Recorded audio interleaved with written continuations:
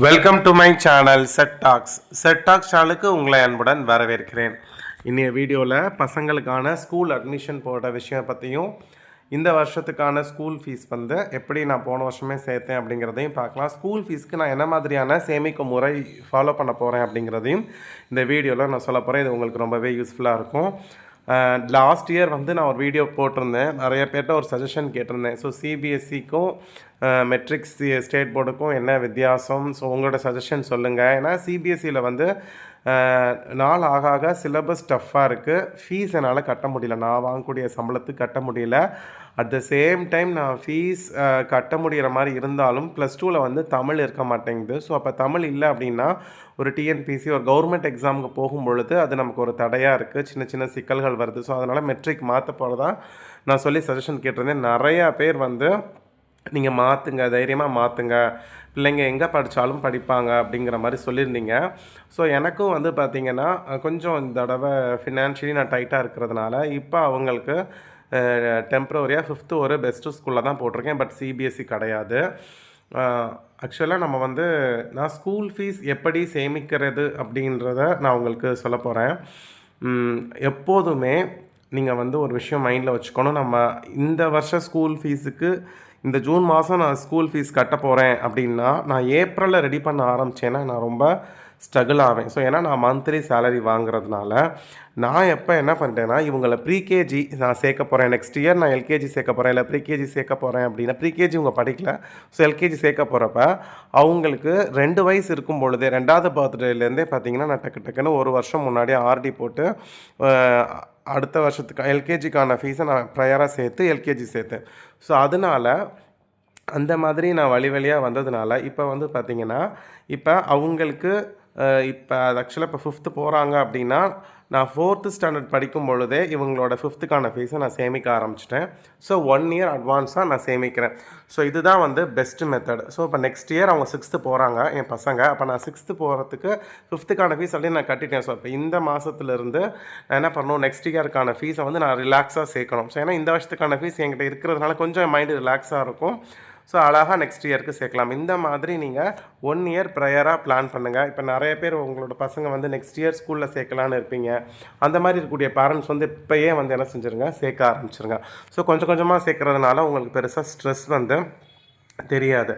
So அந்த 1 year advance method வந்து நிறையா நான் சேவிங்ஸ் சேனல் பார்த்து தான் கற்றுக்கிட்டேன். எனக்குமே ஃபஸ்ட் ஆஃப் ஆல் அந்த ஐடியா இல்லை. நிறையா சேவிங்ஸ் சேனல் வந்து அந்த மாதிரி சஜஷன் கொடுத்துருந்தாங்க. ஸோ அதை நான் பார்த்துட்டு எனக்கு ஒரு ஐடியா கிடச்சதுனால தான் அந்த மாதிரி நம்மளும் ஃபாலோ பண்ணலாம் அப்படின்னு சொல்லிட்டு ஃபாலோ பண்ண ஆரம்பித்தேன். ஸோ இதே மாதிரி தான் இவங்களுக்கான 5th ஸ்டாண்டர்டுக்கான ஃபீஸை நான் லாஸ்ட் இயரே சேமிக்க ஆரம்பித்தேன். ஸோ எவ்வளவு சேமிக்க ஆரம்பித்தேன், எந்த முறைகளை சேமிக்க ஆரம்பித்தேங்கிறத நான் உங்ககிட்ட சொல்கிறேன். ஆக்சுவலாக வந்து நான் ஜூன்லேருந்தே சேமிக்க ஆரம்பிச்சிருக்கணும். பட் ஜூன், ஜூலை, ஆகஸ்ட் 2-3 மாதம் வந்து என்னால் ஆக்சுவலாக சேமிக்க முடியல. எமர்ஜென்சி ஃபண்ட் மட்டும் கரெக்டாக சேமிச்சுட்டு இருந்தேன். ஆக்சுவலாக நான் வந்து எந்தெந்த மாதம்லாம் நான் ஸ்கூல் ஃபீஸ் எடுத்து வச்சேன் அப்படிங்கிறத நான் கிளியராக சொல்லியிருக்கேன். பழைய பட்ஜெட் வீடியோவில் பார்த்தீங்கனாலும் உங்களுக்கு தெரியும். செப்டம்பர் 25 வந்து ஒரு 7,000 ரூபாய் எடுத்து வச்சேன். அக்டோபர் 2025 அந்த மாதம் சம்பளம் வந்தாலும் ஒரு 6,000 எடுத்து வச்சேன். நவம்பர் மாதமும் டிசம்பர் மாதமும், ஸோ நவம்பர் 2025 அப்புறம் டிசம்பர் 2025 வந்து பார்த்திங்கன்னா 5,000 ரூபாய் எடுத்து வச்சேன். அப்புறம் டேரெக்டாக ஜான்வரி வந்து பார்த்திங்கன்னா ஒரு இந்த ஜான்வரி 2026 வந்து 5,450 ரூபா எடுத்து வச்சேன். பிப்ரவரி எடுத்து வைக்கல, மார்ச் எடுத்து வைக்கல. அதுக்கப்புறம் ஏப்ரல் மாதம், இந்த லாஸ்ட் ஏப்ரல் வந்து 2026 ஒரு 5,000, இந்த மாதம் மே மாதம் 2026 ஒரு 5,000 எடுத்து வச்சேன்.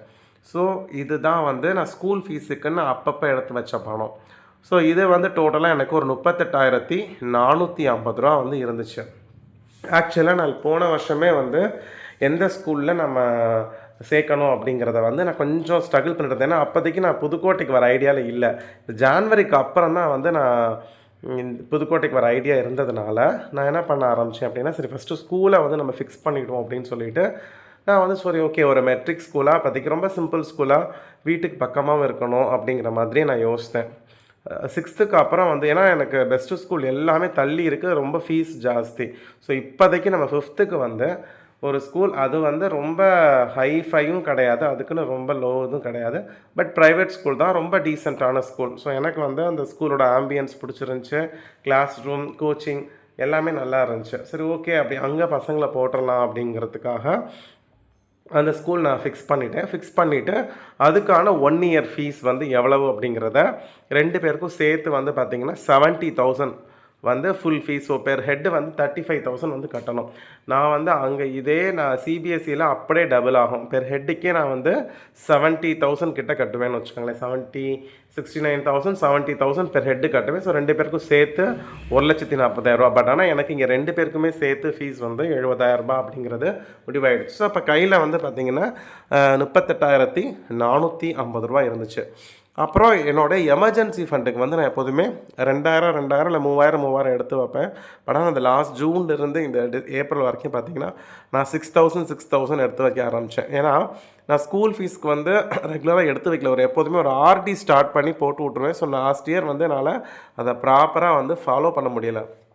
ஸோ அதனால் எப்பப்போல்லாம் ஸ்கூல் ஃபீஸ்க்கு எடுக்க முடிஞ்சிச்சோ அப்போ எடுத்துகிட்டு மிச்சத்தை வந்து அப்படியே எமர்ஜென்சி ஃபண்டில் போட்டிருந்தேன். சரி ஓகே, நம்ம எமர்ஜென்சி ஃபண்ட் கொஞ்சம் பல்காக இருந்துச்சு. ஸோ அதிலிருந்து வந்து நம்ம மிச்ச பணத்தை எடுத்துக்கலாம் அப்படின்னு சொல்லிவிட்டு எமர்ஜென்சி ஃபண்ட்லேருந்து ஒரு 31,550 எடுத்தேன். ஸோ ஆல்ரெடி ஸ்கூல் ஃபீஸுக்குன்னு சேர்த்த 38,450 கையில் இருந்துச்சு. Plus emergency ஃபண்ட்லேருந்து 31,550. ஸோ ரெண்டையும் எடுத்து நம்ம சேர்த்தப்ப எனக்கு தேவையான 70,000 ஃபீஸ் வந்துடுச்சு. அப்படியே போய் அவங்களுக்கு அட்மிஷன் போட்டு 2 கிட்ஸுக்கும் பசங்களுக்கும் அட்மிஷன் போட்டு ஃபீஸை வந்து கட்டியாச்சு.